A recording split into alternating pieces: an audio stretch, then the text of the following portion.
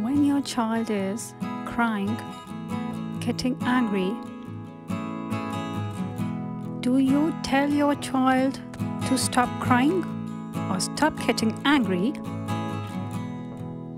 And do they stop? Of course not. So why don't they stop? Because it's not in their control to change their reactions right away. Because their brain is still developing. Because they are overtaken by their emotions. So let's say these lines instead. I understand you are sad. You can openly tell me about it.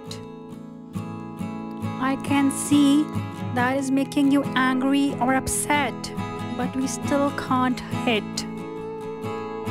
It's okay to cry.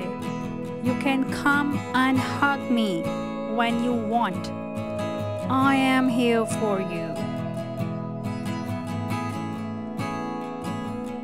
Parents, change your way of talking to your child to change their response.